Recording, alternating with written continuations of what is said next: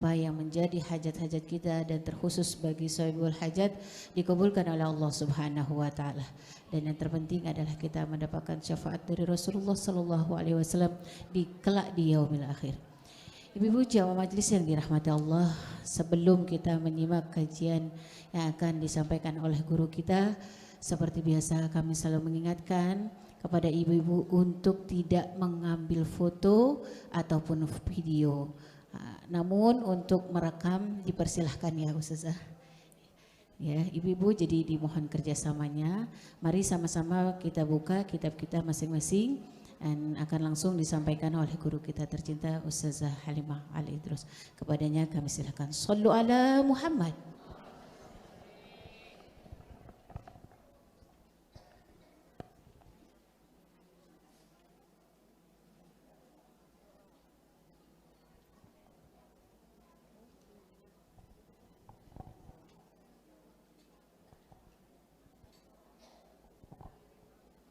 Sebelum untuk Ananda Afiyah ya Kak. Putri Afiyah Reza Al-Jufri, putri dari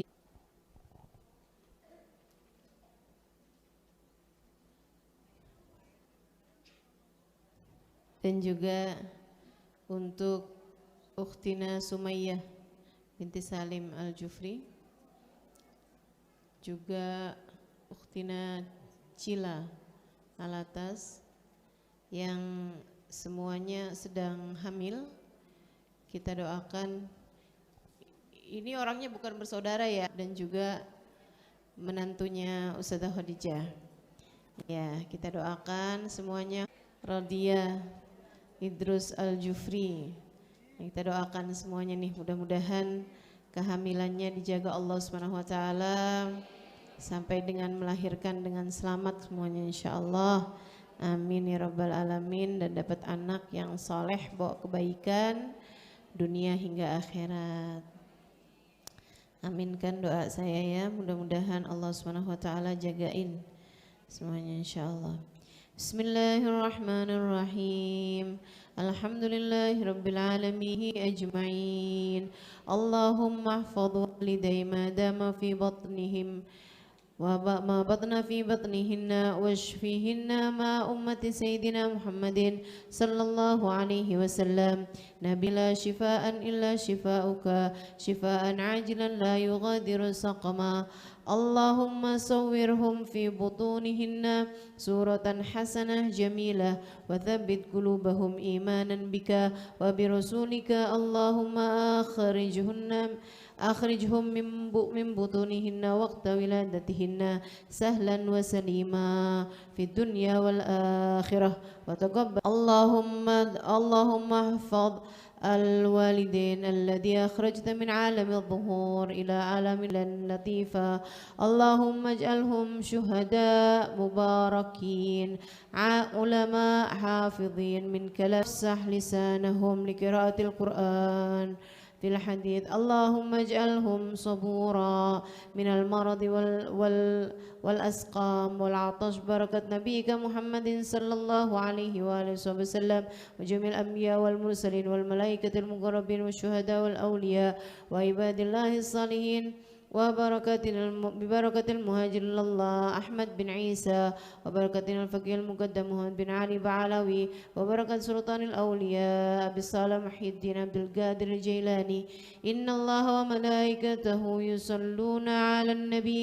يا اللهم صل وسلم على سيدنا محمد صلاة تغفر بها الذنوب وتصلح بها القلوب وتنطلق بها العصوب وتلين بها الصعوب وعلى آله وصحبه ومن إليه منسوب. وصلى الله على سيدنا محمد وعلى آله وصحبه وسلم والحمد لله رب العالمين. سر الفاتحة.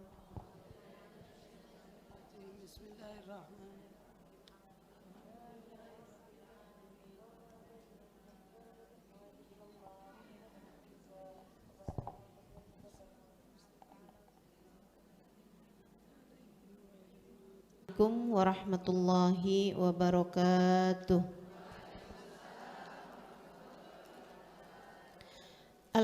wa ala alihi wa sahbihi wa man walah.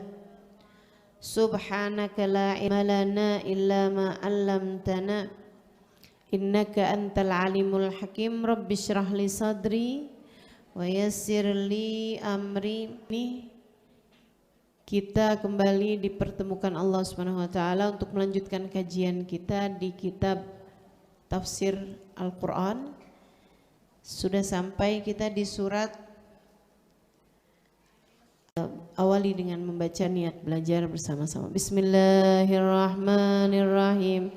Nawaitu ta'allum wa ta'lim wa naf'a wal intifa' wal mudhakarah wa tadhkir wal istifadah wal hitha ala tamassuk bi kitabillah wa sunnati rasulillah sallallahu alaihi wa alihi wa sallam wa du'a ila al huda wa dilalata ala al khair ibtigha'a mardatih wa qurbih wa thawabih wa husnil khatimah ma'al lutfi wal afiyah wa salahil aqibah birahmatika wa alihi muslim wa jumil anbiya wal mursalin wal qawni ajma'in wa nususan sayyidina muhajirin Allah bin Isa wakil muqaddam Muhammad bin Ali Balawi sayyidina Abdurrahman Asgaf sayyidina Abdullah bin Abu Bakar al-Aidarus fakhrul wujud Asy Bakar bin Salim wa usulim wa furim tumma sahib ratib Abdullah bin al-Habsyi bin Ahmad al-Habsyi ثم إلى روح الإمام الغزالي محمد بن محمد الغزالي التوسي ثم إلى روح الإمام سيدنا الشيخ عبد القادر الجيلاني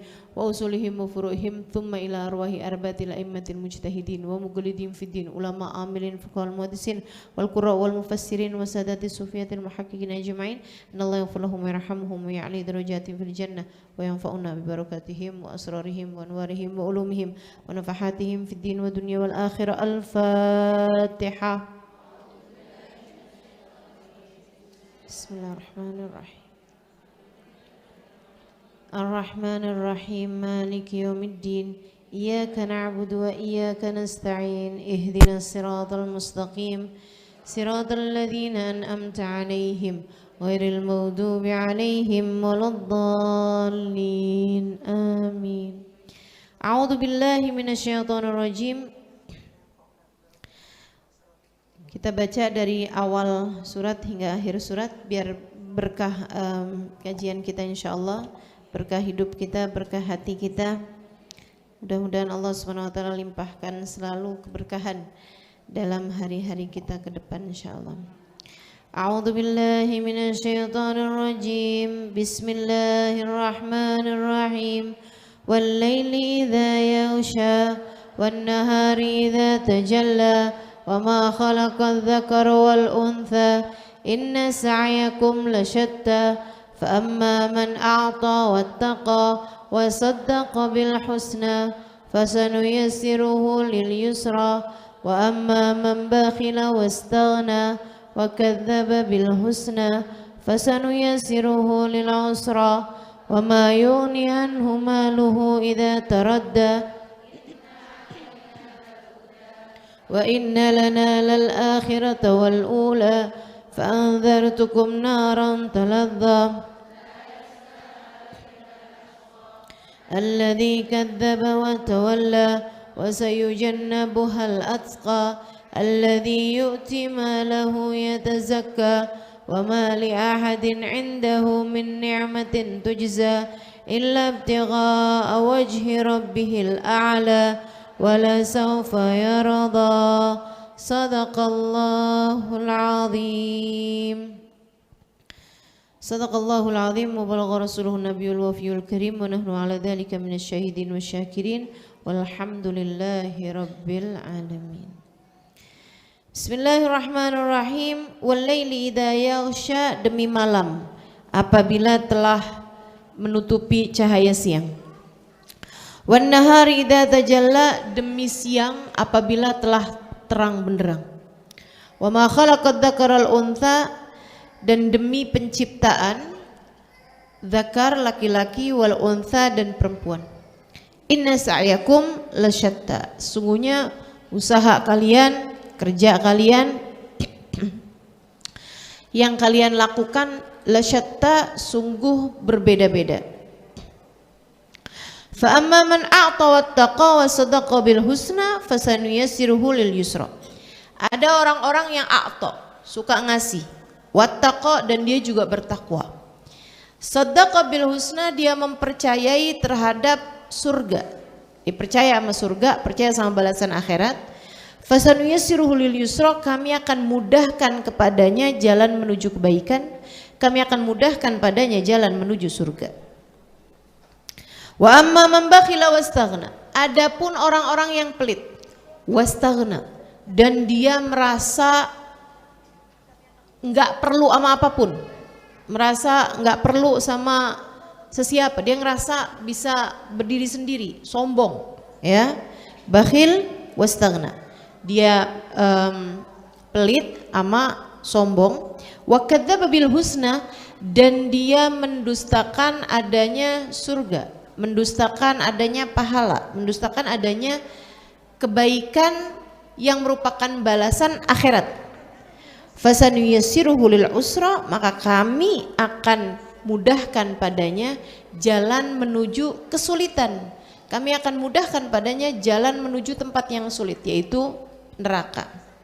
Wa ma yughni anhu maluhu idza taradda. Pada saat itu hartanya enggak akan manfaat buat dia. Idza taradda, apabila dia telah mati, apabila dia telah binasa. Inna alaina lal huda. Inna alaina, sesungguhnya alaina, kamilah yang punya, lal huda, petunjuk. Sesungguhnya kamilah yang memiliki jalan petunjuk. Sesungguhnya wajib bagi kamilah untuk memberikan petunjuk. Wa inna lana lal akhirata wal ula, dan sesungguhnya milik kamilah akhirat maupun dunia.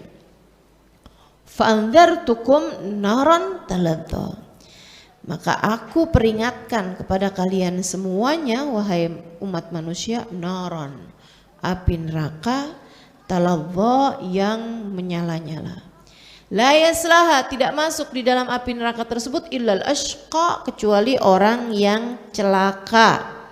Alladzi kadzdzaba wa tawalla, orang yang mendustakan agama Allah, wa tawalla, dan dia berpaling, tidak mau mengikuti ajaran agama. Wa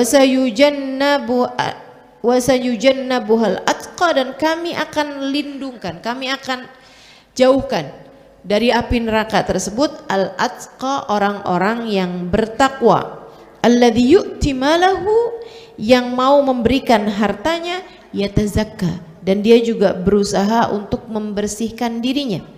Wa ma li ahadin indahu min ni'matin tujza, tidak ada sesuatu yang memberikan kenikmatan padanya yang harus dia balas. Dia ngasih itu bukan karena ngebales budi orang lain gitu. Dia ngasih ya karena ngasih aja, seneng sama balasan akhirat, berharapnya hanya balasan akhirat. Dia nggak punya kenikmatan orang lain yang harus dia balas. Illa ibtigha'a wajhi rabbihil a'la, dia melakukan itu semuanya ibtigha'a wajhi rabbil a'la, berharap pahala, berharap keridhaan dari Allah Subhanahu wa taala, Tuhannya al-a'la, yang maha tinggi. Wala sawfa yarda, dan Allah Subhanahu wa taala akan memberikan kepadanya keridhaan. Allah pasti akan memberi keridhaan kepadanya. Shadaqallahul azim. Nah, ini surat Al-A'la ini teman-teman, saya pernah ceritakan sebab nuzulnya. Surat Al-Lail. Tadi soalnya terakhirnya itu ya, ilabtigha wajhi rabbil a'la, jadinya kayak kebayangnya Al-A'la. Surat Al-Lail ini teman-teman saya sudah ceritakan sebab nuzulnya, yaitu tentang sahabat Abu Dujana. Kayaknya udah pada lupa lagi dah.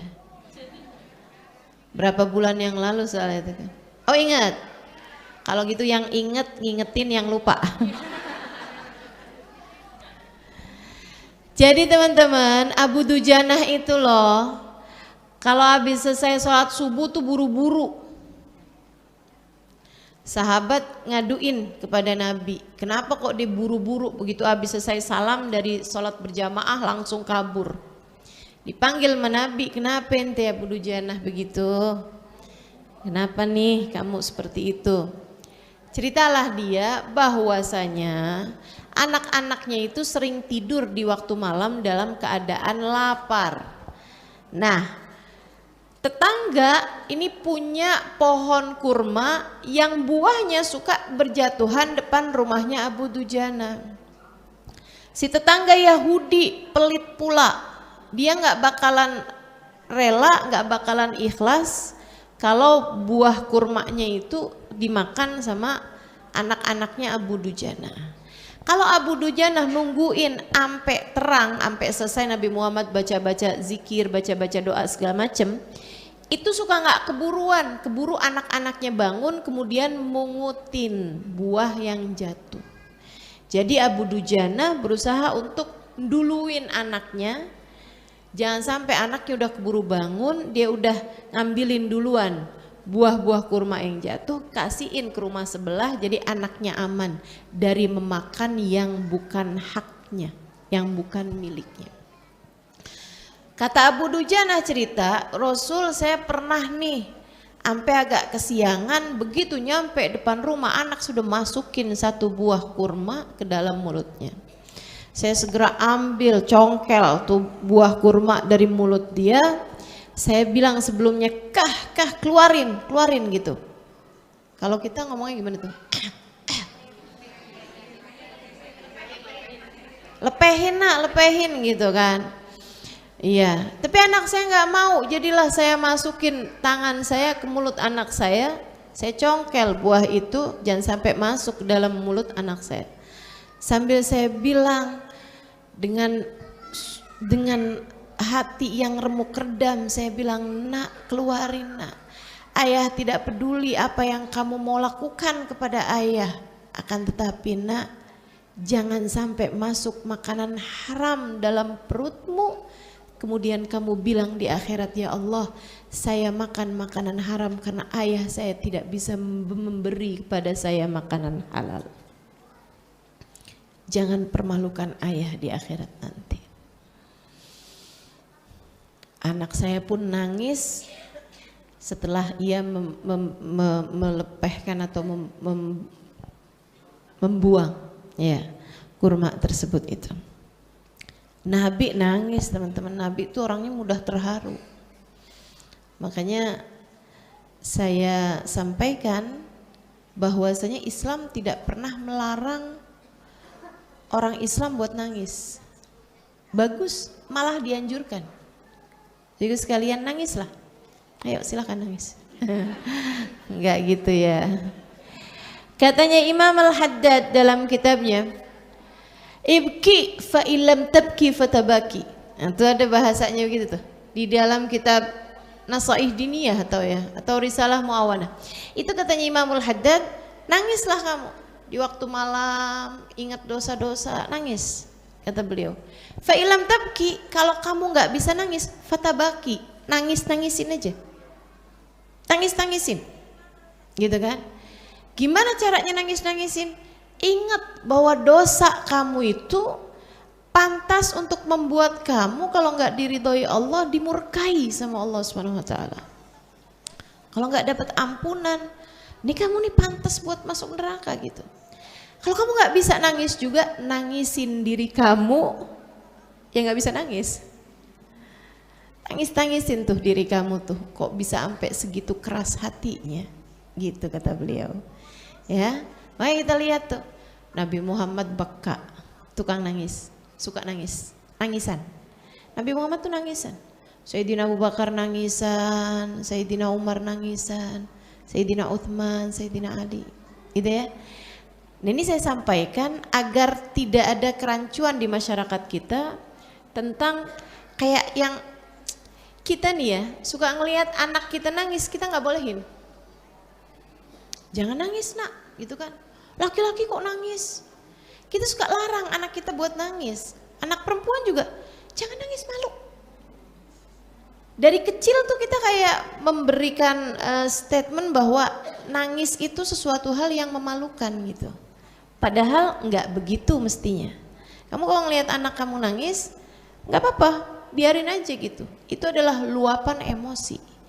Kalau enggak diluapkan emosinya, nanti numpuk emosinya tersebut, dan emosi buruk, emosi negatif yang tidak terkeluarkan tidak akan pernah bisa keluar, teman-teman. Itu mengendap, enggak keluar beneran gitu, ngendap emosi buruknya.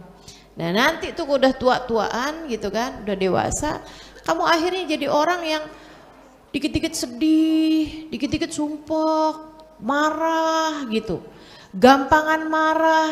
Makanya ada istri gitu kan, bisa gampang marahnya padahal untuk hal-hal yang gak semestinya bikin marah gitu. Ngelihat suaminya sisiran dia marah, ngelihat suaminya pakai minyak wangi dia marah, suaminya bingung aja gitu kan. Cuman sekedar numpahin apa, suaminya dimarahnya sampai kayak apa gitu. Itu teman-teman saudaraku sekalian, kadang-kadang nih si istrinya mau dibilang, kamu kok cuman perkara segitu aja bisa marahnya kayak begitu gitu. Iya kenapa ya, saya kok gampangan marah kenapa ya. Nah ini teman-teman saudaraku sekalian, seringkali disebabkan luka masa lalu yang tertimbun. Memorinya itu terkumpul hal-hal negatif gitu. Nah gimana caranya biar nggak terkumpul dengan hal-hal yang negatif? Dikeluarinnya berupa apa? Dari dulu sampai sekarang tuh nggak ada yang lebih bisa membersihkan daripada air mata. Air, acara bersih-bersih itu selalu air. Wudhu pakai, dosa juga dibersihkan dengan air mata taubat, air mata penyesalan itu. Jadi gimana Ustazah, kalau ngelihat anak nangis kita biarin, apalagi perempuan, anak laki aja biarin teman-teman. Pernah nggak nih udah gede-gedean gini nih, saya belum lama dengar ada orang ngomong kayak begini nih, saya ada waktu pengen nangis, terus saya akan nonton film yang paling sedih. Saya pun nangis dan saya pun jadi lega. Teman-teman, nangis itu bahkan untuk sebab yang enggak, kalau ia adalah disebabkan karena sebab yang benar, bukan hanya bikin lega, akan tetapi bikin dosa-dosa menjadi terhapuskan dan hati menjadi jauh lebih bahagia, lebih lapang, lebih lega gitu. Jadi saudaraku sekalian yang saya muliakan, itu menangislah dengan sebab-sebab yang benar. Ajarin anak untuk mulai nangis dengan sebab yang benar gitu. Misalnya kalau kita ngelihat anak kita nangis, tapi jangan karena kesel sama dia gitu, kamu nangis karena kesian, itu bagus.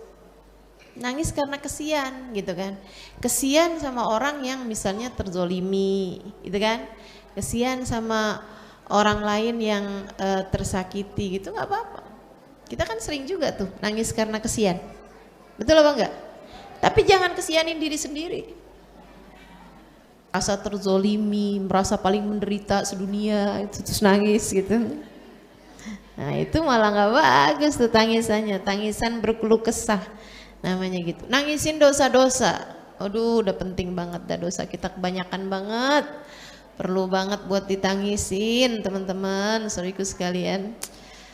Serem banget, siapa yang panjang ketawanya di dunia bakal panjang tangisannya banyak-banyak di dunia aja deh, daripada kita nangis di akhirat nanti. Nabi Muhammad beka. Nabi Muhammad suka nangis, sering nangis. Gak tega sama orang, lagi doa tuh Nabi tuh nangis. Saya pertama lihat orang, maksudnya yang ya ampun ya orang nangis terus sih gitu. Waktu pertama kali saya datang ke Tarim, di masa-masa itu tuh awal-awal Habib Umar pondok pesantren mulai besar tuh Habib Umar nangis terus. Doa dikit nangis, baca Quran dikit nangis gitu. Habis itu saya hadirin majelisnya Hubabah Nur. Ya Allah, Hubabah Nur tiap baca ayat tentang azab nangisnya paling kenceng. Tiap beliau bahas kajian tentang alam kubur, beliau pun nangis gitu. Saya bilang ya Allah, kenapa malah justru orang-orang soleh yang sedikit dosanya, malah kalau cerita tentang azab, cerita tentang betapa bahayanya dosa, nangis mereka malah lebih deras lagi. Ternyata bisa saya pelajarin gitu ya. Ternyata orang semakin soleh semakin dekat dengan tangisan. Bahkan Sayyidina Ali Zainal Abidin Ibn Husain bin Fatimah bintun Nabi SAW, cicitnya Nabi Muhammad SAW, putra Sayyidina Husain, itu sampai ada 2 garis hitam di bawah matanya dari banyaknya beliau menangis. 2 garis hitam di bawah matanya dari banyaknya beliau menangis, teman-teman saya sekalian. Maka nggak apa-apa, nangis tuh nggak apa-apa gitu. Ya jangan kemudian nangis marahin suami terus kamu nangis gitu, nggak gitu. Nangis saat kamu sendiri antaramu sama Allah Subhanahu wa taala, gitu kan? Nangis ketika di majelis-majelis maulid karena rindu kepada Nabi Muhammad. Nangis saat kita membahas kajian-kajian, mengingatkan kita kepada Allah, mengingatkan kita kepada Rasulullah, mengingatkan kita kepada dosa-dosa, mengingatkan kita kepada hubungan antara kita dengan Allah Subhanahu wa taala. Haru hatimu, kamu kemudian menangis karenanya, itu sesuatu hal yang melegakan hati dan juga membuat bersih tungku hati yang ada di dalam hatimu ini. Biar keluar tuh emosi-emosi buruk-buruk tuh, biar keluar. Seperti itu teman-teman saya sekalian. Jadi sekali lagi, Nabi Muhammad dengar Abu Dujanah cerita kayak begitu tuh nangis. Abu Dujanahnya ketika mengeluarkan makanan kurma dari mulut anaknya nangis. Bukan nangisnya yang sedih, gue miskin banget sih sampai kagak bisa ngasih makan buat anak saya. Enggak gitu yang ditangisin. Yang ditangisin adalah, nak, keluarkan makanan ini, jangan bikin malu ayah di akhirat nanti. Ayah tidak peduli kamu mau berbuat apa kepada ayahmu ini, nak, akan tetapi jangan buat malu di akhirat dengan kamu bilang, ya Allah, saya makan haram karena ayah saya tidak mampu memberi kepada saya makanan halal. Jangan buat ayah malu di akhirat. Persis penyebab tangisan mereka tuh seharusnya apa? Satu kebun, dan itu terkenal kebunnya Sayyidina Abu Bakar, punyanya Sayyidina Abu Bakar tuh kebun. Seneng, Sayyidina Abu Bakar gak kalah seneng. Punya pohon di surga, teman-teman. Nggak mungkin orangnya nggak masuk dong. Betul nggak? Udah punya pohon, udah punya saham di surga. Sayyidina Abu Bakar tuh kerjaannya booking surga. Masya Allah. Jangan sampai kita jadi orang belum masuk neraka udah kita beli tiketnya. Nauzubillah, nauzubillah, nauzubillah. Jangan sampai kita jadi orang kayak begitu, teman-teman. Ini dia nih, ditawarin gitu ya, ditawarin tiket surga nih, dia nggak mau nih si Yahudi nih. Dia lebih tertarik sama urusan-urusan dunia. Kenapa begitu? Sebab dia kadzdzaba bil husna. Dia mendustakan urusan surga, mendustakan urusan akhirat. Jadi akhirnya sekarang pohon itu kan punyanya Sayyidina Abu Bakar. Pohon depan rumahnya Yahudi, pohon samping rumahnya Abu Dujanah, itu kan punyanya Sayyidina Abu Bakar. Sekarang gantian Sayyidina Abu Bakar transaksi sama Nabi Muhammad. Rasul, pohonnya udah punya saya, yang tadi tetap berlaku nggak Rasul? Kata Nabi Muhammad, saya beli pohonmu wahai Abu Bakar depan rumah Abu Dujanah dengan pohon yang tadi telah saya sifati. Sayyidina Abu Bakar pegang tangan Nabi sambil bilang, saya jual wahai Rasulullah. Seru bener, seindah-indah transaksi itu. Emang gak salah Nabi Muhammad tuh cerita tentang Sayyidina Abu Bakar, teman-teman. Kepada Sayyidah Aisyah, Nabi bilang, Aisyah, kamu tahu nggak, surganya bapak kamu tuh dikelilingin burung setahun belum kelar dari luasnya. Surganya Sayyidina Abu Bakar dikelilingin burung setahun belum selesai. Kayak apa gedenya teman-teman? Sayyidah Aisyah cerita itu kepada bapaknya. Sayyidah Aisyah ceritain itu kepada ayahandanya. Dia bilang, ya kata Nabi Muhammad tuh ya, surganya ayah nih dikelilingin burung setahun belum selesai. Kata ayahandanya, ini Sayyidina Abu Bakar. Sayyidina Abu Bakar tuh orangnya zuhud, enggak seneng dunia gitu. Lebar-lebar kayak begitu ngapain? Sayyidina Abu Bakar malah mikirnya kayak begitu teman-teman. Jadi Sayyidina Abu Bakar bilang, ya saya ambil secukupnya aja, sisanya mau saya sedekahin kepada fuqaraul jannah. Kepada orang-orang fakir di surga gitu ya. Yang memerlukannya, orang di surga padahal kan gak ada yang perlu ya. Gak tahu lagi kalau kita perlu. Masya Allah, Sayyidina Abu Bakar ini Siddiq alaihi ridwanullah. Orang paling tercinta di sisi Allah sesudah baginda kita Nabi besar Muhammad. Masya Allah. Radiyallahu ta'ala anhum wa ardahum. Sahabat-sahabat mulia-mulia teman-teman, mulia-mulia. Kata Habib Umar bin Hafid nih ya, yakfihim fakhra annallaha ikhtara lahum ashaban Nabi sallallahu alaihi wasallam.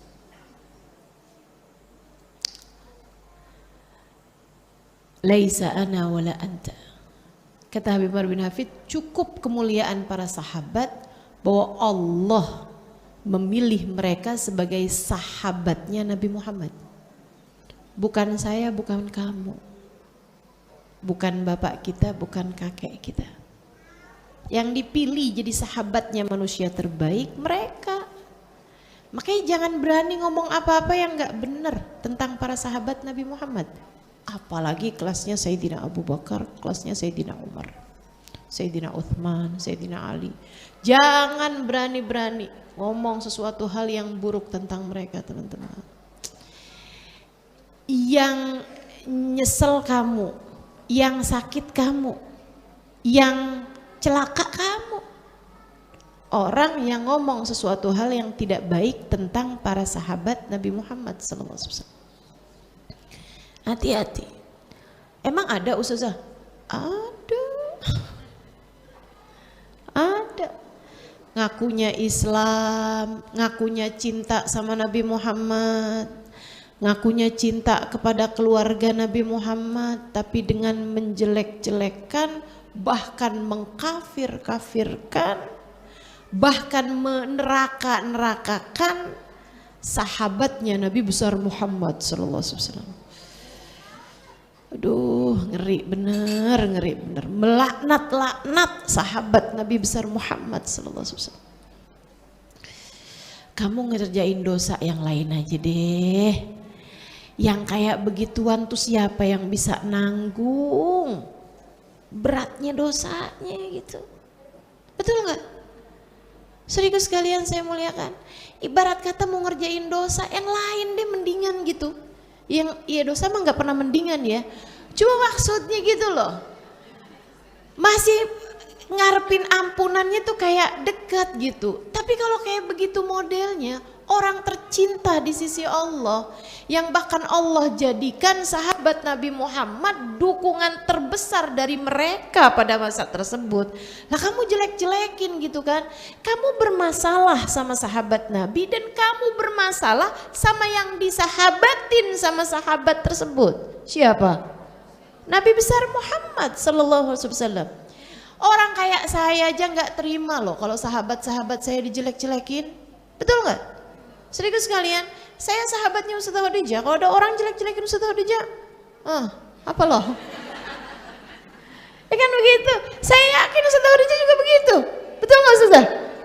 Kalau misalnya saya dijelek-jelekin gitu, apa sih Halimah? Wah, tampil depan deh. Jangan macem-macem kan begitu ya. Ini baru sekedar saya loh, baru sekedar Ustazah Khadijah. Bagaimana dengan Nabi besar Muhammad? Perjuangan pada masa tersebut bukan mudah teman-teman. Perjuangan pada masa tersebut bukan mudah, taruhannya nyawa. Walaulahum, andai enggak karena para sahabat-sahabat Nabi Muhammad. pastilah gitu kan. Nabi Muhammad tidak bisa begitu berjaya.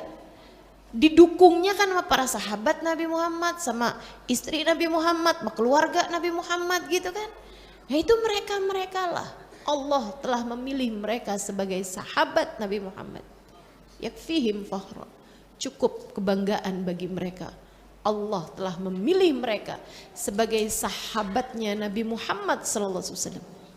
Bukan saya, bukan kamu. Andai mulia, mungkin kita nih yang dipilih jadi sahabat Nabi. Tapi kan enggak. Yang dipilih Sayyidina Abu Bakar, yang dipilih Sayyidina Umar, yang dipilih Sayyidina Uthman, Sayyidina Ali, para sahabat-sahabat yang lain. Maka mudah-mudahan kita bisa jadi orang-orang yang menempatkan ajaran sesuai dengan kenyataan. Kita bisa beriman dengan sesuatu hal sesuai dengan fakta yang ada. Sesuai dengan kenyataan yang ada, kita muliakan orang-orang yang dimuliakan oleh Allah Subhanahu wa ta'ala dan Rasulnya. Insya Allah, amin ya rabbal. Menjadi pengikut ahli sunnah wal jamaah birahmatika ya arhamar rahimin. Gitu ya. Nah, jadi itu ceritanya seperti itu teman-teman. Pulang nih pada girang semua nih. Ceritanya tuh masih ada endingnya tuh. Pulang pada senang semua. Si Yahudi senang, Abu Dujanah senang, Sayyidina Abu Bakar senang, Nabi Muhammad senang. Yahudi senangnya karena urusan dunia. Oh untung gede nih gue nih, untung gede nih. Hati-hati teman-teman. Kalau kamu bahagianya cuman karena mendapatkan keuntungan-keuntungan duniawi, gak beda kamu kesenangannya dibandingkan dengan kesenangannya Yahudi. Kalau senang tuh kesenangannya yang kayak Sayyidina Abu Dujanah misalnya, alhamdulillah ya Allah sekarang nih pohonnya udah punyanya Nabi, dan Nabi kemudian menyerahkan itu kepada Abu Dujanah. Abu Dujanah, pohon itu sekarang udah punya saya beli dari Sayyidina Abu Bakar. Sekarang saya kasihkan pohon itu kepadamu Abu Dujanah. Waduh, alhamdulillah saya nggak susah lagi jagain anak saya. Alhamdulillah saya bisa duduk lama habis selesai sholat subuh, bisa dapetin doanya Nabi, bisa dapetin zikir barengan sama Nabi. Kesenangannya Abu Dujanah, kesenangan hasanah, kebaikan dunia yang membawa kebaikan akhirat, kesenangan agama. Kesenangan agama. Kalau kamu juga senangnya yang kesenangan-kesenangan agama, tuh berarti kamu udah mirip nih sama Sayyidina Abu Dujanah. Saudaraku sekalian saya muliakan, kamu ingat-ingat deh, senang tuh kapan? Hati kamu senang tuh kapan? Ya Allah Ustazah, saya tuh seneng banget kalau bisa hadir di majelis ilmu.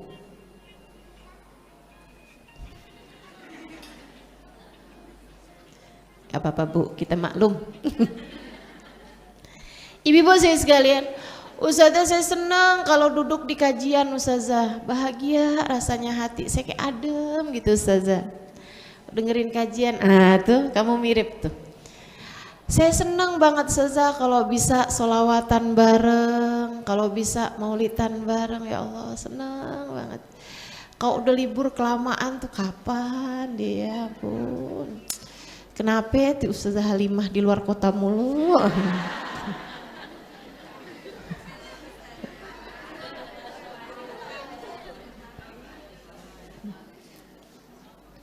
Masya Allah, Masya Allah. Kadang-kadang nih ya, teman-teman yang hadir di majelis sudah lebih dari kayak suami saya. Dia aja nggak nanyain kapan saya pulang. Insya Allah. Ustazah pergi-pergi mulu katanya gitu. Lah suami aja nggak nanya begitu. Suami nggak komplain, yang komplain orang Jakarta. Anda sangat merasa memiliki. Teman-teman sekalian, ketika kamu kesenanganmu adalah hal-hal yang bersifat dini, bersifat agama, din gitu ya. Berarti kamu punya kesenangan yang sudah mirip dengan kesenangannya para hamba-hamba terkasih tercinta di sisi Allah. Tapi kalau kamu senangnya masih yang belanja gitu ya, habis belanja girang banget, seneng banget gitu. Ya berarti, atau ginilah seenggaknya, kesenangan dunia juga senang, kesenangan agama juga senang, ya kan? Berarti ya gitu, antara sahabat dan Yahudi.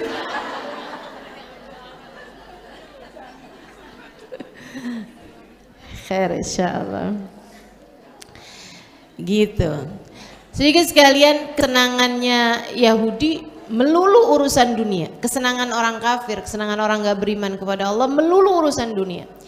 Kesenangan orang-orang soleh melulu urusan akhirat. Kan gitu ya, melulu urusan kebaikan.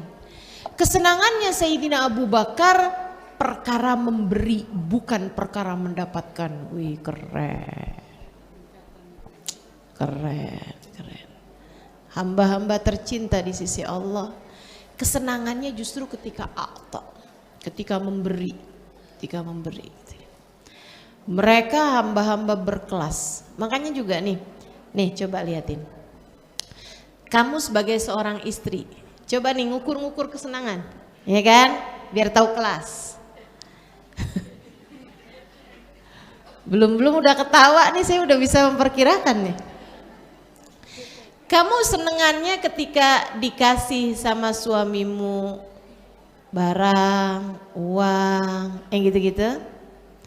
Atau seneng ketika dikasih suami izin buat ngaji?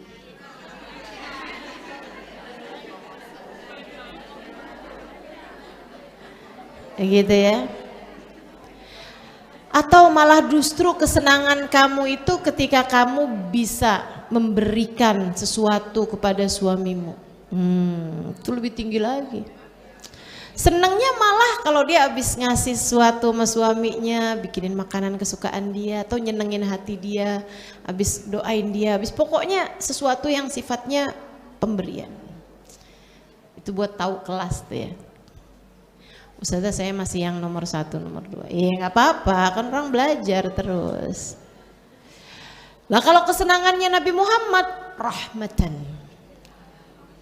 lil alamin. Nabi itu semakin memberi kasih sayang kepada umat, semakin menjadi rahmat buat umat, tuh semakin beliau bahagia. Nabi itu senengnya kalau umatnya pada seneng. Nabi itu senengnya kalau umatnya pada bahagia. Makanya emang kalau ditanya apa sih cita-cita Nabi Muhammad? Cita-cita Nabi Muhammad yang tertinggi adalah keselamatan umatnya. Dan itu akan diperjuangkan oleh beliau sampai di titik yang penghabisan. Masya Allah, sallallahu alaihi. Nah, Allah cerita nih di ayat ini nih tentang macam-macamnya orang tadi ini nih. Kata Allah, inna sa'yakum lasyatta. Usaha kalian nih, kerjaan kalian memang macam-macam ya. Ada yang begitu, Nus Yahudi, ada yang begitu, Sayyidina Abu Bakar, Sayyidina Abu Dujana, Sayyidina Muhammad sallallahu alaihi wasallam. Ada yang begitu, ada yang kayak Yahudi nih. Yahudi sama bininya, gitu kan? Yahudi sama keluarganya, kayak gitu semuanya tuh modelannya tuh. Kita untung gede nih hari ini nih. Pohon kita nih atuk nih dibeli sama Abu Bakar tuh dengan kebunnya dia tuh. Gitu kan. Wah, kamu memang suami yang brilian. Kamu memang suami yang paling saya sayangin. Gitu kan. Teman-teman sekalian, abis itu si Yahudi masih bilang lagi, emang dasar nih ya, dasar orang kalau udah hatinya penuh dengan dunia-dunia tuh nggak pernah puas-puasnya. Dia ngomong kayak gini, mana pohonnya depan rumah kita lagi. Nanti pokoknya tiap hari yang matang-matang kita ambilin duluan dah sebelum si Abu Dujana, gitu kan? Tamak udah dapat 1 kebun, pohon dia atuk masih juga di perhitungan. Subhanallah. Abu Dujanahnya juga girang, alhamdulillah nih, seneng bener nih. Malam itu juga Nabi Muhammad berdoa. Dikasih tahu sama malaikat Jibril. Si Yahudi doa begituan tuh Muhammad. Mana itu? Tapi angkat tangan. Ya Allah pindahin dong ya Allah pohonnya. Allah tuh kalau udah Nabi Muhammad yang minta, buat Nabi Muhammad apa sih yang enggak? Seru bener ya. Abu Dujanah begitu pagi-pagi mau berangkat sholat subuh nih, sebelum subuh nih dini hari, buka pintu jeder pohon depan rumahnya. Yang asalnya di depan rumahnya Abu Dujanah melek-melek dipindah sama Allah Subhanahu wa taala depan rumahnya. Yang asal di depan rumah Yahudi, bener-bener tuh secara nyata Allah pindahkan ke depan rumahnya Abu Dujanah. Masya Allah, Masya Allah, luar biasa ya. Ya buat Allah apa yang susah teman-teman, pindahin pohon doang. Innama amruhu idza arada syai'an ayyaqula lahu. Makanya nggak usah ragu-ragu kalau urusan rezeki itu udah nggak usah nyibukin hati doang, padahal semuanya udah jadi sesuatu yang kecatat di sisi Allah Subhanahu wa taala, udah lengkap catatannya semuanya. Itu kamu marah-marah, ngomel-ngomel, ngata-ngatain gini gitu, nggak nambahin rezeki kamu, nggak ngurangin juga. Nggak nambahin rezeki kamu, nggak ngurangin rezekinya orang. Jadi ngapain buang-buang waktu. Mendingan duduk di majelis, dengerin kajian, bikin kita ngerti caranya berpikir tentang Allah Subhanahu wa taala, tentang Rasulullah, tentang orang-orang saleh. Mudah-mudahan kita bisa mengikuti jalan mereka.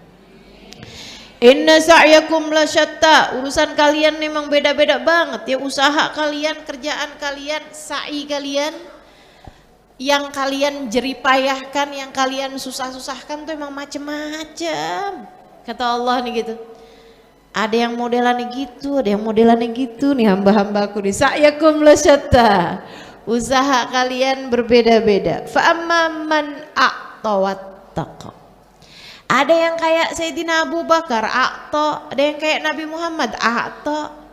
Selalu memberi, wattaqa, dia takut sama Allah, dia takwa kepada Allah Subhanahu wa taala, ngikuti jalannya Allah, menjauhi semua larangannya Allah. Shaddaqa bil husna, dan dia mempercayai dengan adanya balasan akhirat yaitu surga.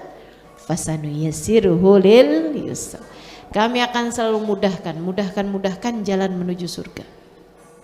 Sehingga sekalian saya muliakan, kamu gak usah susah-susah nih, ayat ini nih kamu jadikan sebagai prinsip dalam kehidupan. Kamu jangan pernah mikir suami nih ngasih rezeki dikit banget, saya tuntut dan nih, selalu akan saya tuntut. Setiap kasih kurang bang, ininya belum bang. Waduh, udah deh tuh. Kamu tuh jadi orang laki, kenapa sih gak bisa begini, gak bisa begitu. Tuh yang kayak begituan tuh tambah susah jalannya teman-teman, tambah susah. Ayat ini mengatakan seperti itu. Fasanuyassiruhu lil usra, semakin kamu tuntut, semakin kamu persulit kehidupan dunia ini, kamu akan tambah semakin sulit. Mestinya kayak gimana ya Allah kalau biar kita fasanuyassiruhu lil yusra, biar kita digampangin urusan-urusan kehidupan nih, urusan rezeki gampang, urusan belajar gampang, urusan sama orang-orang di rumah semuanya jadi rapi, harmonis, bagus semuanya, gitu ya. Urusan hati juga enak semuanya, gampang semuanya. Kamu pengen kayak begitu? A'ta wattaqa saddaqa bil husna. Dah itu aja. Selalulah berpikir untuk memberi. Jangan bertanya, kenapa ya suamiku nggak ngasih aku begini. Akan tetapi bertanyalah, apa yang selama ini sudah saya berikan kepadanya. Jangan suka bertanya, kenapa ya suami saya nggak perhatian. Tanyakan pada dirimu sendiri, apakah sudah cukup perhatianmu padanya selama ini. Gak usah menuntut orang lain untuk berbuat, tanyakan pada diri sendiri apa yang sudah kamu lakukan untuknya. Berapa banyak doa-doa indah kamu mintakan kepada Allah untuk suamimu. Teman-teman saudaraku sekalian yang saya muliakan, hidup masalahnya tetap tetap sama aja di zaman dulu sampai zaman sekarang. Penentunya Allah, dan Allah yarhamukillah, dan Allah sudah memberikan clue-clue dalam kehidupan kita, prinsip-prinsip dalam hidup kita, teori-teori yang enggak akan Allah ganti-ganti. Kamu kepengen hidupnya gampang, atau wattaqo saddaqa bil husna. Kamu memberi, kamu takwa, jalannya takwa. Takwa itu kerjain perintah Allah, tinggalin dosa. Jalanin perintah Allah, tinggalin dosa-dosa. Wasaddaqa bil husna, yang percaya sama akhirat. Pokoknya gitu, mikirnya akhirat aja gitu. Ini kalau saya buat gini, nanti akhirat saya kayak gimana ya? Saya buat gini, akhirat saya gimana ya? Gitu. Kalau kayak begitu, wasanu yassiruhu lil yusra. Kamu selalu akan diberi kemudahan. Kemudahan semua hidupnya. Ngadepin anak gampang, ngadepin suami gampang, ngadepin orang tua gampang, ngadepin saudara-saudara gampang. Urusan sama temen bagus, urusan sama tetangga bagus, urusan sama siapa-siapa bagus. Gitu. Itu kok caranya, udah nggak mungkin ada cara. Maha benar Allah dengan segala firman-Nya. Wa amma man bakhila wastaghna. Nah, ada nih bangsanya si Yahudi nih, bakhil. Perhitungan banget. Suruh ngeluarin duit, suruh sedekah kayak disuruh ngeluarin separuh nyawa.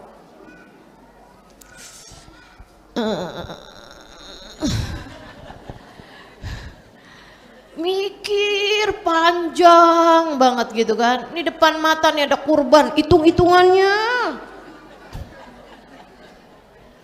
panjang banget gitu ya. Saldo ada berapa, kambing paling murah berapa, kambing paling murah berapa. Jangan beli sebelum hari raya kurban, masih mahal. Ntar tuh kalau habis lebaran kurban selesai, sehari 2 hari, tuh kita baru tawar-tawaran ame pedagangnya gitu ya. Yang sampai orangnya tuh, si pedagangnya tuh, Pak, daripada Pak, Bapak bawa lagi barang Bapak nih Pak, kemana coba Pak? Bapak mah perlu lagi transportasi ini itu segala macam. Jadi berapa nih Pak nih? 3 juta Neng. Jangan 3 juta Pak, mahal Pak, daripada Bapak bawa pulang lagi. Jangan dah Pak, jangan 3 juta Pak gitu kan. Berapa Neng? 500.000. Innalillahi wa inna ilaihi rajiun. Ya Allah, ya Allah, ya Allah. Wa amma man bakhila wastaghna. Ini saya kasih tahu ibu-ibu, kepelitan-kepelitan yang lumrah di masyarakat kita, terutama lumrah sepertinya bagimu juga. Kamu suka nawar ikan,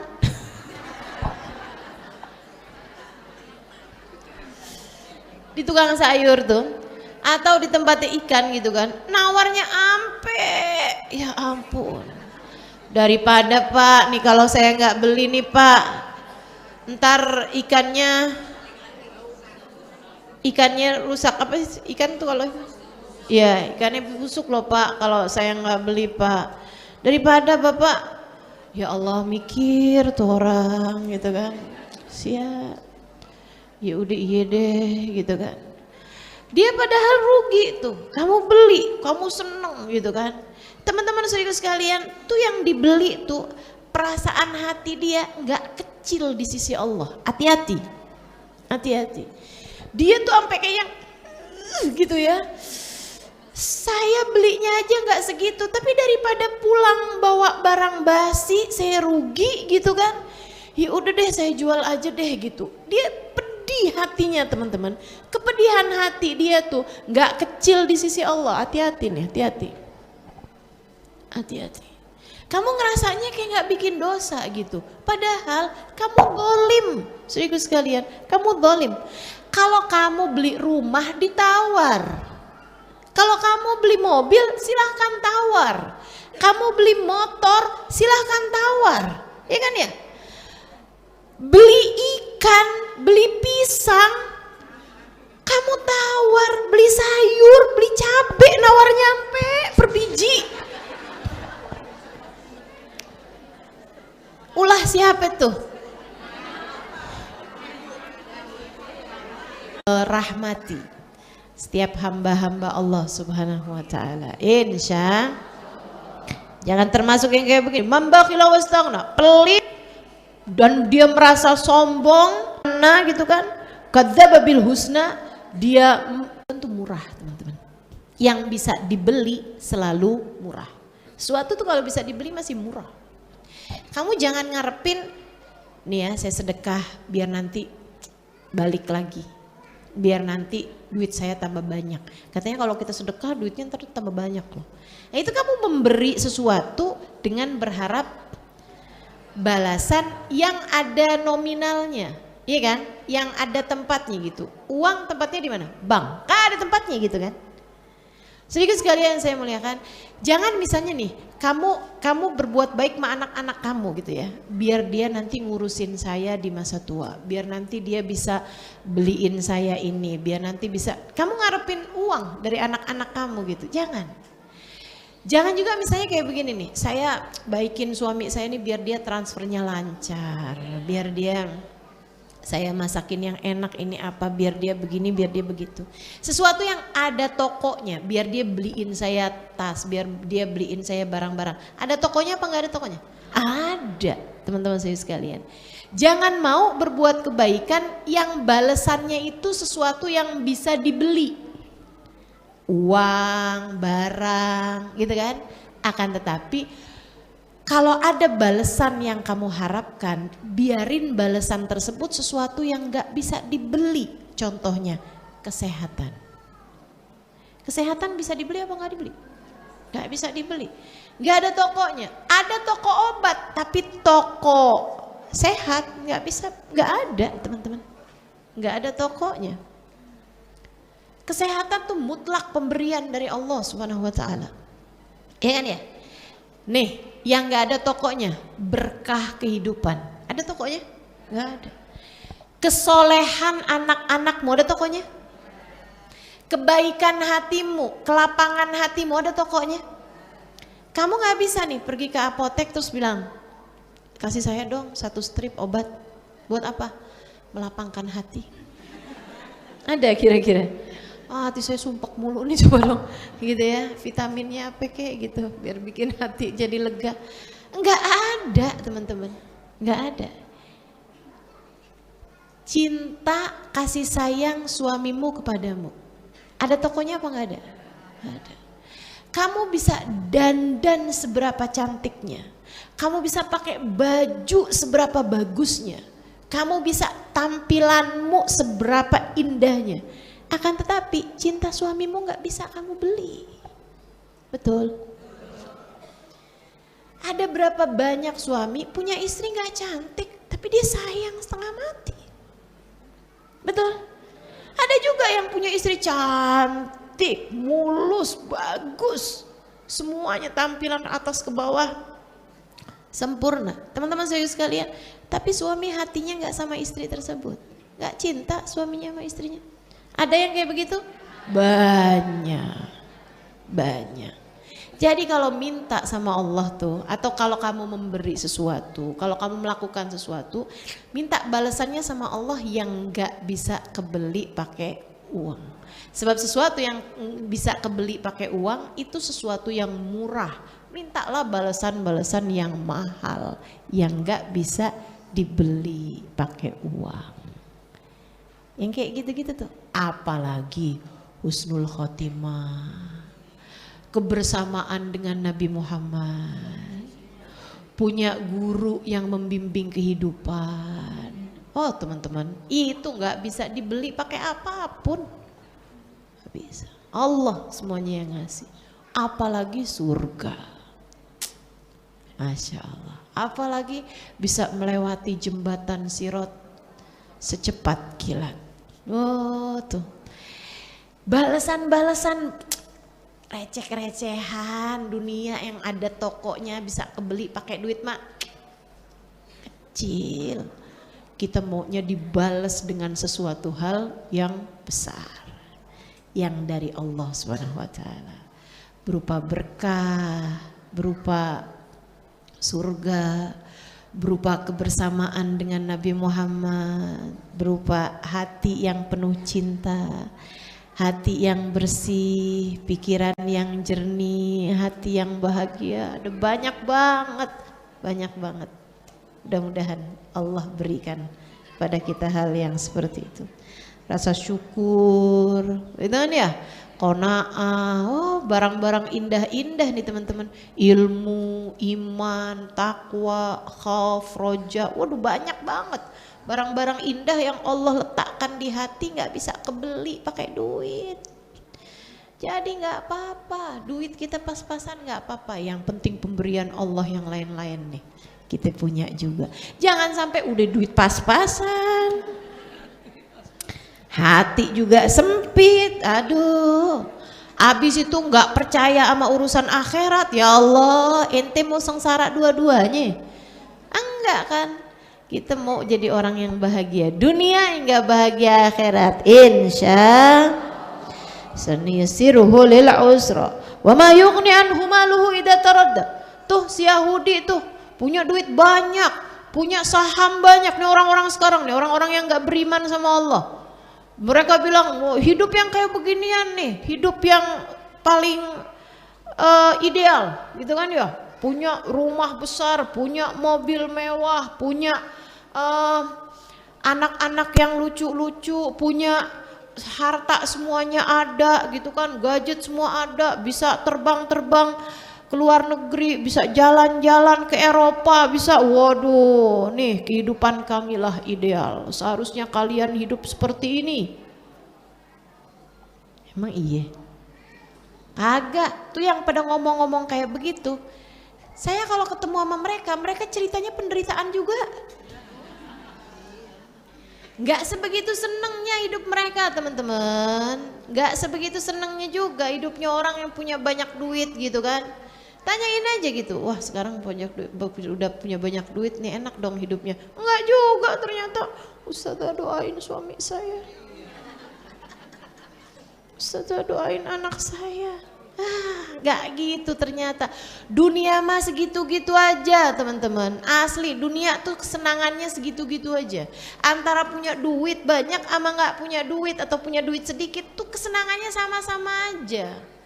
Allah tuh udah kasih ya, kesenangan sama makanan itu bukan tergantung sama mahalnya harga makanan, tapi tergantung sama rasa lapar. Lauk paling enak tuh lapar, betul nggak? Nih kalau lagi puasa nih, waduh, ketemu es teh manis di waktu maghrib, dunia serasa surga. Iya enggak? Ya ampun. Sehingga sekalian saya melakukan, kok udah lapar tuh, udah semua makanan enak semua. Semua rasa makanan enak semua. Tapi selebihnya hati lagi sumpek gitu kan. Makanan rasanya nggak ada enak-enaknya. Padahal udah beli makanan paling enak, makanan paling mahal, nggak ada enak-enaknya. Jadi emang kesenangan tuh, senangan makanan letaknya ada pada rasa lapar dan hati yang lapang gitu. Tidur paling enak beralaskan ngantuk. Nih ibu-ibu di pengajian nih di pojokan,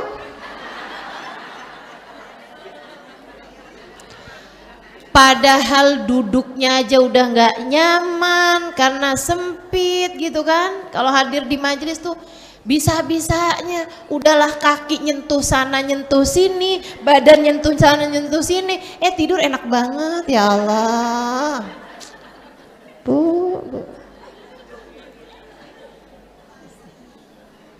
Ngantuk dan hati yang lapang, udah tuh. Sementara ada orang-orang dengan tempat tidur yang nyaman, AC yang nyala, begitu kan ya? Semuanya bersih, bahkan pakai aroma-aroma terapi. Nggak bisa tidur kalau nggak pakai minum obat tidur. Enakan mana coba?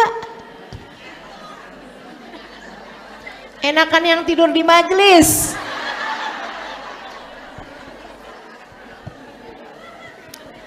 Saya tahu kok, makanya saya emang nggak pernah sakit hati kalau ada orang tidur di majelis. Apa? Seneng aja orang lagi dapat nikmat masa kita sakit hati. Hasut namanya itu. Hasut ya. Saya malah kesel kalau ada yang ngobrol di majelis, itu iya. Karena mengganggu konsentrasi orang lain, mengganggu konsentrasi saya. Karena saya punya telinga nih cukup peka teman-teman sekalian. Jadinya gampang terdistrak, gampang terpengaruh, teralihkan kalau dengar suara-suara orang berisik gitu, orang ngobrol gitu. Tapi kalau ada orang tidur silakan aja, silakan. Silakan. Inna alaina lal huda. Kata Allah, petunjuk tuh semuanya punyanya kita. Punya Allah Subhanahu wa taala. Milik kamilah petunjuk. Maka teman-teman saya sekalian, mintalah selalu petunjuk dari Allah Subhanahu wa taala. Semoga Allah memberikan jalan hidayah senantiasa kepada kita insyaallah. Ya. Jadi jangan sakit hati kalau ada orang bilang semoga kamu diberi hidayah. Amin. Gitu. Kita nih dalam hidup perlu banyak hidayah. Hidayah buat sholat duhur nanti. Perlu hidayah apa nggak perlu hidayah? Perlu. Habis selesai sholat duhur nggak langsung bangun baca zikir-zikir. Perlu hidayah apa nggak? Perlu. Perlu tuh. Gitu kan ya. Besok nih puasa. Sunnah puasa hari tarawih. Perlu hidayah apa nggak? Bisakah ada orang ngerjain puasa besok tanpa hidayah dari Allah? Nggak bisa. Dengan hidayah Allah SWT, dengan taufik dan hidayah dari Allah SWT, kita baru bisa mengerjakan petunjuk-petunjuknya Allah, mengerjakan ajaran agama ini. Makanya perlu hidayah terus-terusan. Itu sebabnya kenapa doa paling banyak kita minta kepada Allah adalah ihdinas siratal. Ya Allah, berikanlah hidayah kepada hambamu ini hingga kami dapat menempuh jalan lurusmu ya Allah. Tuh. Diminta, Allah tuh nggak diminta aja suka ngasih, apalagi minta. Apalagi kalau diminta, insya Allah bakal dikasih. Cuman masalahnya kamu kadang-kadang mintanya yang lain-lain sih. Gitu ya. Jangan minta sesuatu hal yang mungkin untuk kamu sesali. Nih pelajaran hidup nih. Jangan minta sesuatu hal yang mungkin untuk kamu sesali, teman-teman. Gini ya, ada seorang perempuan bilang sama saya, Ustazah doain dong biar suami saya betah di rumah. Suami saya Ustazah keluar mulu, jarang di rumah Ustazah, saya sampai kangen sama dia. Saya sampai bilang sama dia, saya ini punya suami tapi kayak gak punya suami. Saya bilang, Bu, enak juga loh suami di luar juga enak juga. Kamu jadi punya waktu yang lebih leluasa buat majelis apa segala. Tapi kan saya kepengen juga Ustazah kayak orang-orang. Oh iya. Doain Ustazah, iya. Fatihah. Gitu. Saya doain Fatihah. Baca deh tuh Fatihah wusyuk gitu. Berapa bulan kemudian dia datang, Ustazah, suami saya diberhentiin dari pekerjaan. Di rumah mulu Ustazah.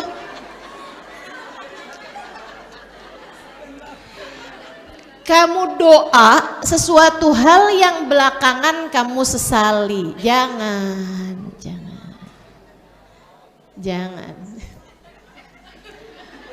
Biarkan Allah memilihkan yang terbaik. Saya baru dapat pengalaman juga nih. Berapa tahun yang lalu pas masa pandemi 2020, umi saya sakit. Saya nggak tega lihat umi saya sakit. Saya doa, umi saya sakit tulang waktu itu, di punggung beliau, di kaki beliau, suka bengkak. Saya nggak tega ngeliatnya. Jadi itu di bulan Ramadan tahun itu 2020. Saya kalau nggak tega lihat umi saya gitu sakit gitu, saya suka bilang gitu, umi saya tuh modelannya nggak yang cerita apa yang ngeluh tuh nggak gitu. Emang kadang-kadang ini juga ya bikin orang jadi tambah nggak tega gitu. Saya anaknya jadi tambah nggak tega liatnya. Jadinya tuh ya udah gitu, dia aja umi saya gitu kan, kayak ngerasain sakit gitu. Ntar kadang-kadang tuh saya bilang, Mi saya gosokin ya gitu kan. Hal-hal yang seperti itulah gitu. Saya gosokin gitu, umi saya mau gitu, sambil umi saya bilang, dan itu subhanallah masa pandemi teman-teman, yang memang majelis semuanya ditutup, masa covid itu loh kemarin, masa corona itu. Jadi kan memang majelis semuanya tutup, jadilah saya ngurusin umi saya, sampai umi saya tuh bilang kayak gini, ya Allah Nok maafin umi ya, kata umi saya nih, kamu tuh biasanya pegang mic gitu, kamu biasanya pegang kitab gitu, sekarang malah kamu nih pegangin umi gitu kan. Saya bilang, ya Allah umi saya seneng kayak begini Mi, ini kayak mimpi saya yang tertunda gitu. Saya itu hidup 12 tahun jauh dari orang tua, mondok mulu, habis 12 tahun mondok saya kawin, jauh juga dari orang tua. Jadi nggak pernah punya waktu lama bersama dengan umi saya. Subhanallah, sama Allah dikasih covid. Jadi kan memang nggak bisa kemana-mana, umi saya sakit, ya udah sekalian. Saya pun tungguin umi saya sampai berbulan-bulan. Saya bersama dengan beliau. Kata umi saya, kamu biasanya jadi ustazah, sekarang kamu jadi tukang pijitnya umi. Sekarang kamu jadi perawatnya umi. Saya bilang, ya Allah Mi, saya seneng banget Mi. Saya kepengen dari dulu bisa lama sama umi. Nah kadang-kadang di masa umi saya sakit, saya doa saya tuh gini, ya Allah kesian lihat umi saya sakit, pindahin aja deh sakitnya sama saya. Pindahin aja sakitnya sama saya. Saya nggak tahu apakah itu adalah doa yang mustajab atau enggak, tapi sekarang saya sakit tulang.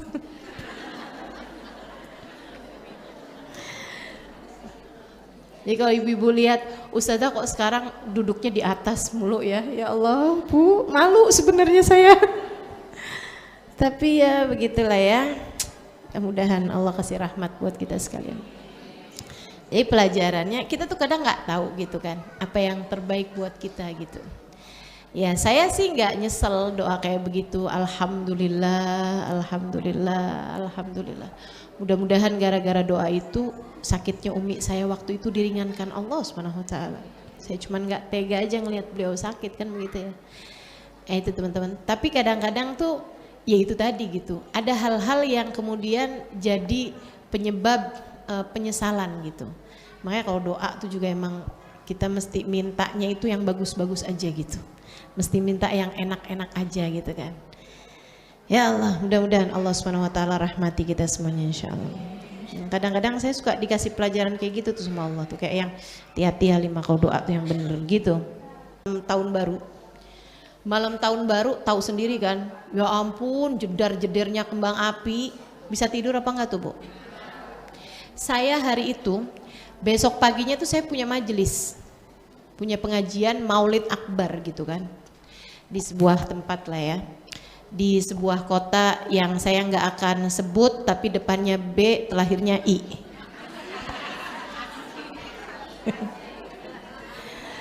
Sehingga sekalian, iya.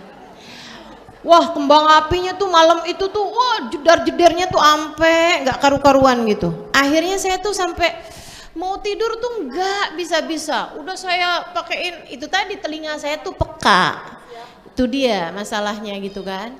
Saya udah pakein bantal, udah saya pakein apa gitu kan. Waduh jedar di tempat-tempat kan kota. Jaksel. Ramenya tuh kembang api sampai kayak apaan tahu, ya Allah ya Allah. Akhirnya turun gerimis tuh udah mulai tuh agak-agak berkurang gitu kan. Nggak lama kemudian pas jam 12 waduh sampai nggak berhenti gitu kan. Aduh saya sementara ngitung nih jam, bentar lagi saya majelis gitu kan. Saya belum bisa tidur juga gara-gara kayak udah mau tuh kaget lagi saya. Akhirnya saya doa, ya Allah kencengin hujannya ya Allah. Semua orang yang lagi pada yang lagi pada nyalain kembang api. Enggak lama kemudian bur. Ya saya bukan karena doa saya juga ya. Jangan terus jadi nyalahin saya. Tapi yang pasti tuh hujan sampai sederes-deresnya teman-teman. Sampai berhenti semuanya senyap bumi. Saya pun tidur dengan lelap. Alhamdulillah. Sebelum subuh telah menjadi keputusanmu. Termasuk dikasih sakit kaki, alhamdulillah. Alhamdulillah. Begitu kan ya? Terhadap segala keadaan saya hanya akan bilang alhamdulillah. Buat majlis tahu-tahu hujan, alhamdulillah. Gitu aja udah. Kita nggak pernah tahu pokoknya. Nggak. Tiap kali kamu apa aja keadaan yang terjadi pada diri kamu hanya perlu bilang wa inna lana lal akhirata wal ula. Milik Allah lah akhirat, milik Allah lah dunia. Semuanya punyanya Allah. Fa'andhartukum naran taladzaraka, yang menyala-nyala. Neraka tersebut asyqa, orang-orang yang celaka. Siapa mereka yang celaka ya Allah? Biar kami hati-hati jangan sampai kami masuk di dalamnya. Alladzi kadzdzaba wa tawalla. Orang yang mendustakan, kayak nggak percaya sama akhirat. Segitunya ngejar-ngejar dunia, kayak nggak percaya sama akhirat. Segitunya ngejar-ngejar cinta manusia, kayak nggak percaya sama akhirat. Saya lagi mau menegaskan kepada kamu bahwa alladzi kadzdzaba wa tawalla, orang yang mendustakan Allah dan berpaling dari Allah belum tentu orang kafir. Belum tentu orang kafir. Kamu ngaku beriman tapi segitunya kamu nyari cinta manusia, alladzi kadzdzaba wa tawalla. Kok nggak percaya kamu sama akhirat? Kok nggak percaya kamu sama cintanya Allah? Segitunya kamu kejar-kejar cinta suamimu, sampai segala hal-hal yang haram kamu jalanin hanya untuk menjadikan suamimu mencintaimu, sampai dosa-dosa kamu terjang semuanya, sampai segala muka kamu operasi plastik segala macem, cuman mau buat kejar cintanya manusia. Nggak gitu caranya, nggak gitu. Aku yang punya, kata Allah. Walal akhiratu khairul laka minal ula. Wa inna lana lal akhirata wal ula. Kami yang punya dunia, kami yang punya akhirat, kami yang semuanya punyanya Allah. Dia tahu hati manusia semua ada dalam genggaman Allah. Saya nggak akan maafin dia tuh seumur hidup. Allah, teman-teman, segitunya kamu benci orang itu? Yang terjadi kepadamu dengan izin Allah. Aku semua yang mengendalikan, kata Allah. Kenapa kamu bisa sampai nggak maafin orang tersebut? Orang aku yang mengendalikan kok. Aku yang ngatur, kata Allah. Nah tuh, jangan sampai kita termasuk diantara alladzi kadzdzaba, mendustakan dan berpaling dari Allah Subhanahu wa taala. Wa sayajjannubuhal atqa. Nah, kita akan hindarin tuh neraka, kata Allah. Kami akan hindarkan untuk orang-orang yang bertakwa. Ya Allah, kami mau jadi salah satunya ya Allah. Gimana tuh? Ya tazakka. Orang-orang yang gak berat ngeluarin hartanya, yang senang sedekah, yang senang memberi, yang gak perhitungan urusan dunianya. Tuh, yang bisa ngasih tuh, yang bisa ngasih, seneng ngasih-ngasih. Nah ini dia nih, aku akan hindarkan dia, jauhkan dia dari api nerakaku, kata Allah. Ladzi yu'ti malahu yatazakka. Dan dia ngasih juga dia sambil bersihin hatinya. Hatinya juga nggak yang nih gua nih yang ngasih nih. Nggak gitu. Dia beriin hartanya sambil, ya Allah, harta ini milikmu, aku menyerahkannya kepadamu di jalanmu ya Allah. Gitu. Jadi orang-orang yang terhindar dari, kalau sedekah tuh kepada orang miskin, kalau memberi itu kepada siapapun, ngasih sama suami, kan nggak semuanya yang hadir di majelis orang-orang yang memerlukan, ya kan ya gitu ya. Tapi kan itu namanya akto, memberi gitu, ngasih hadiah, gitu kan, ngasih aja gitu. Sama orang tua dia ngasih, sama anak dia ngasih, sama saudara dia suka yang ngasih, yang dia pikir dia balas juga. Dia ngasih itu bukan karena hendak membalas budi orang lain gitu, enggak. Illabtigha wajhi rabbil a'la, dia melakukan itu semua berharap pahala, berharap pemberian dari Allah Subhanahu wa taala, berharap ridhonya Allah, berharap keselamatan di negeri akhirat, berharap kita bisa dikumpul baginda Nabi besar Muhammad sallallahu alaihi wasallam. Wala saufa yarda. Orang yang seperti ini akan mendapatkan keridhaan dari Allah Subhanahu wa taala. Dia akan mendapatkan kepuasan, dia akan mendapatkan hati yang ridha dimanapun saja dia berada. Sadaqallahul azim wa barakallahu suruhun nabiyul wafiul karim wa nahnu ala dzalika minasyahidin wasyakirin walhamdulillahi rabbil alamin. Besok puasa, lusanya lagi puasa. Malam lebaran